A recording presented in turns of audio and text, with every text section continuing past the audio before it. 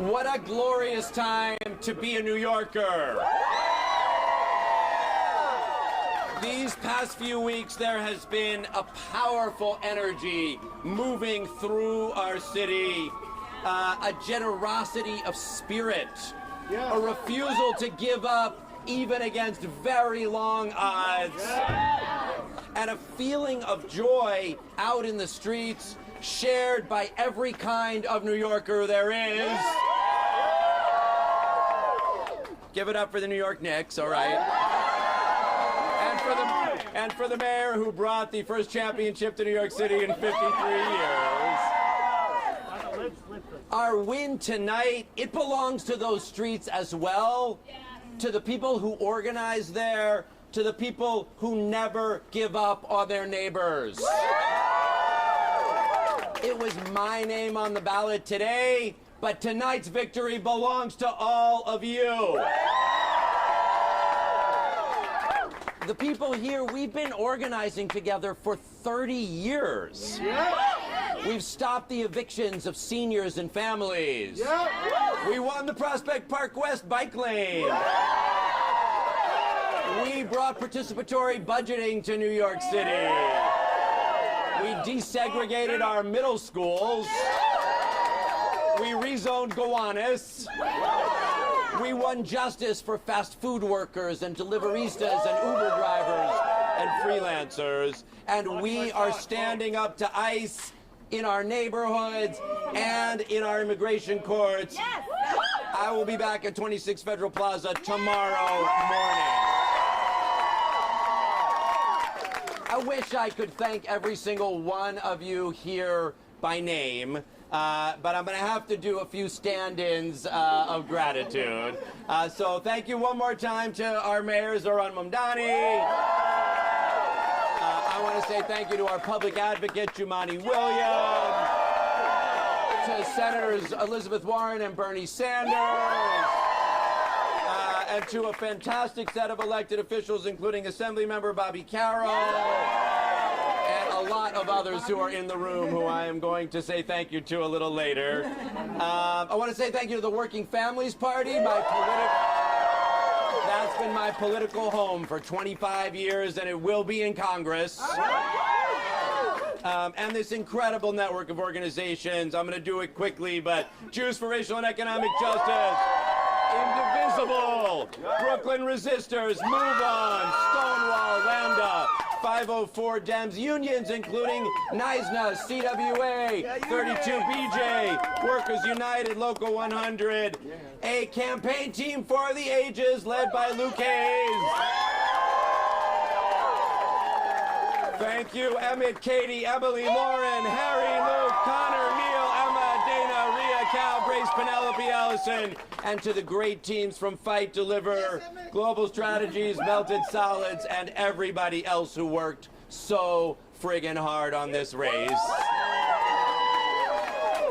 An extraordinary thank you to my just truly incredible family. To my mom and dad, Carol and David, from whom I learned most of what I know about care and about listening. To my incredible kids, Rosa and Marek, who really, you guys inspire me every single day and hold me accountable pretty well, too. And to the most extraordinary person in my life, Meg.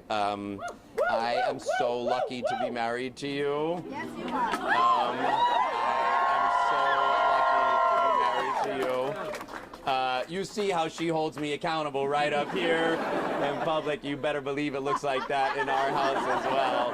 It is a house full of love and an expectation that you live up to the responsibilities and values that go with it. So thank you.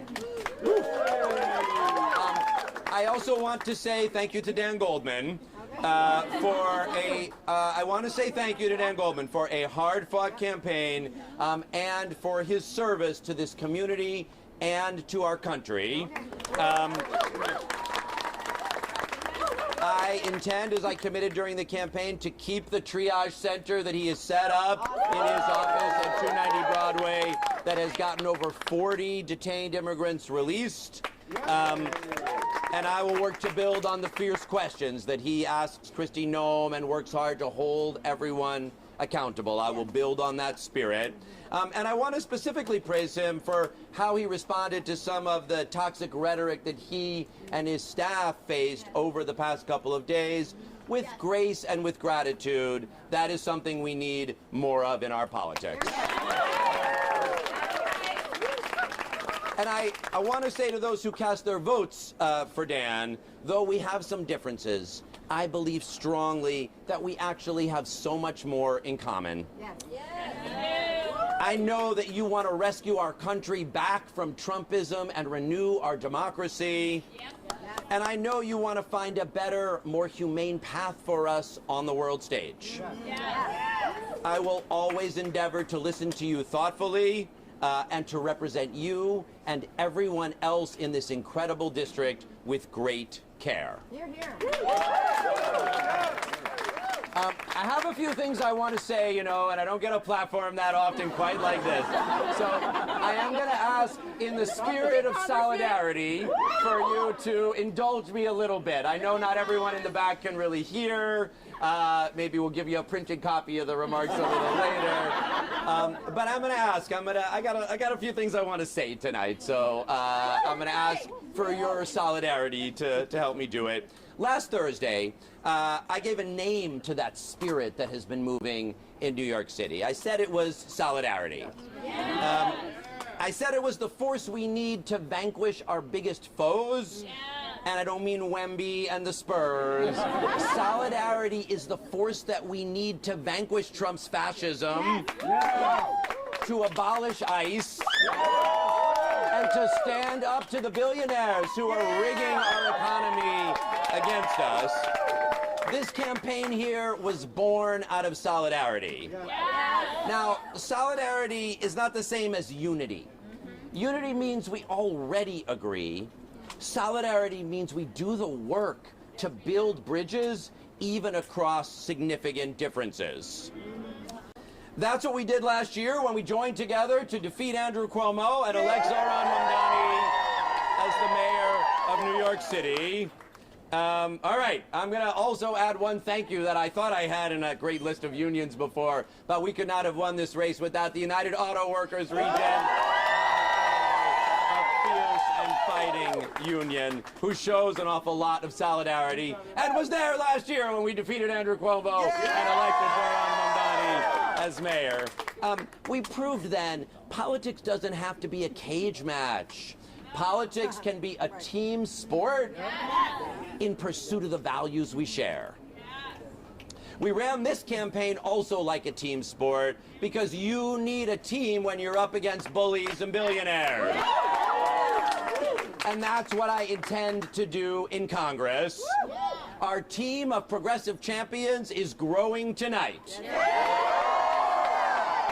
It's been growing in recent months, beginning with that election of Ana Lilia Mejia in New Jersey and continuing to tonight. Congratulations to Claire Valdez on her victory.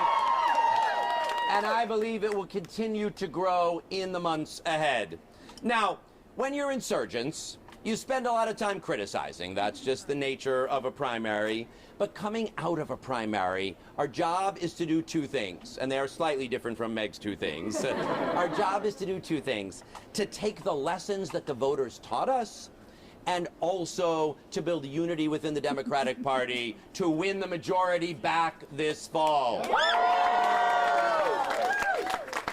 When I launched this race, I said it wasn't progressives versus moderates. I said it's fighters versus folders. So, as we head into November, I'm going to give you 4 lessons that I believe are worth fighting for. All right. First, we have to fight hard and visibly against a system the American people have already concluded is rigged. And the clearest evidence of that rigging is corporate money in our elections. Democratic voters with these votes tonight are sending a strong message. It is time for the Democratic Party to walk away from corporate PAC money, to walk away from PACs funded by Wall Street and crypto and AI and APAC.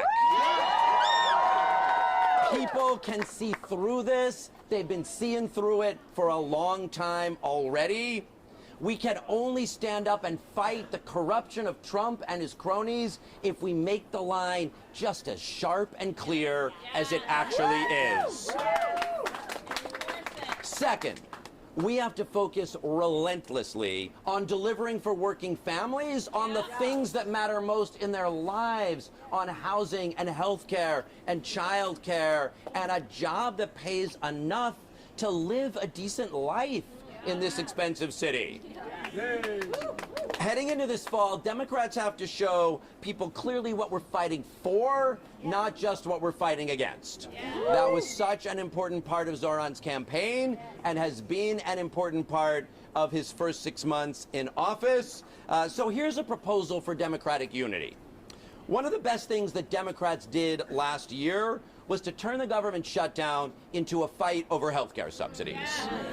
Let's do that again, but this time let's hold strong all the way to the end.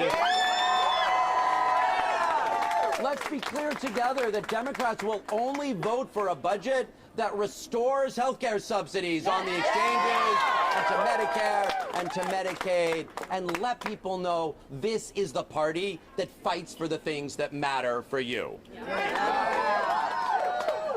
Third, we cannot compromise on anyone's humanity.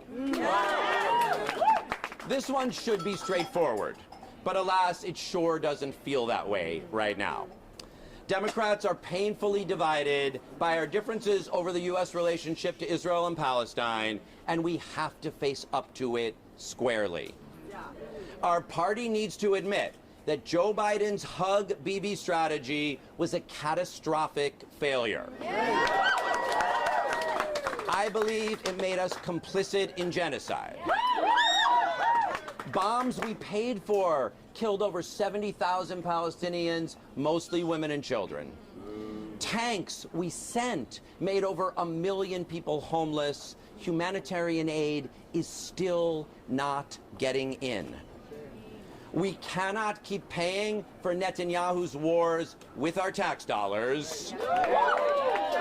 Democratic voters across the country are saying this loud and clear. Yes.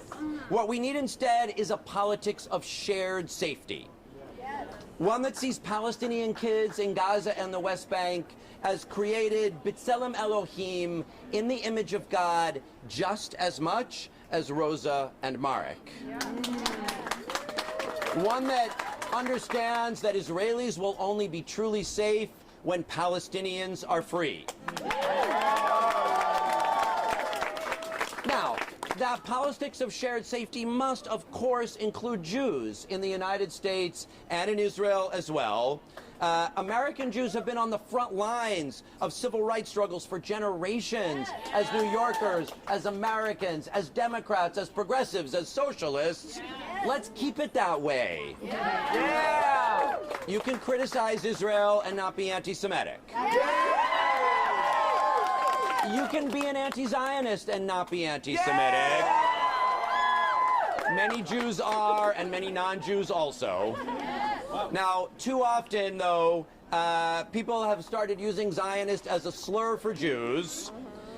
You can just check my mentions if you don't believe me. And anti-Semitism, it rises with fascism and with war. And we're amidst both right now. Progressives need to be people who are standing against this, not looking away from it. There is so much trauma here, so much grief, so much fear, and we hold on to it so tightly, and nobody acts well from a place of fear. It does not bring out our best selves. But we have an opportunity in this moment, a responsibility to insist on everyone's humanity all the way down. Last week at a synagogue in Brooklyn, I met 3 Israelis who do something called protective presence in the West Bank. They put their bodies on the line between their Palestinian neighbors and settlers who are trying to drive them from their homes, and in some cases, kill them. Now, the Palestinians they work alongside, they couldn't come to Brooklyn because they can't get a visa. But you know what? They do this work together anyway because they know their fates are bound up together. In Congress, I will try to carry a fraction of the courage that those folks carry. I will be one of the Jewish members of Congress most willing to stand up loud for Palestinian human rights, freedom, and dignity. And I will stand firmly against bigotry aimed at Jews as well. That's not two different jobs, that's the same job. And of course, that's the job that Rabbi Hillel gave us 2,000 years ago. Im ein ani li mili, if I am not for myself, who will be for me? Uksha'ani la'atzmi ma'ani, but if I am for myself only, what am I? V'im lo achshav ematai, and if not now, when? Hillel put this another way, and that brings me to my fourth and final lesson. Bimakom she'en anashim lehishtareh lehiot ish. In a place where no one is acting like a human being, try to be a human being. Because that is exactly the moment that we're living in right now. On one side, our empathy is being hacked by a fascism that needs someone to blame. Immigrants, trans kids, women. For problems it has no intention of solving. And on the other side, algorithmic social media and AI are coming for something quieter, but just as real, our attention, our judgment, our capacity to sit with each other's complexities instead of optimizing it all away. So here's the fourth idea I think Democrats should run with this fall. Not just a platform, but a spirit. Let's call it a new humanism. One built for this moment when the loudest forces in our politics and our technology both seem to have an interest in making us less human rather than more human.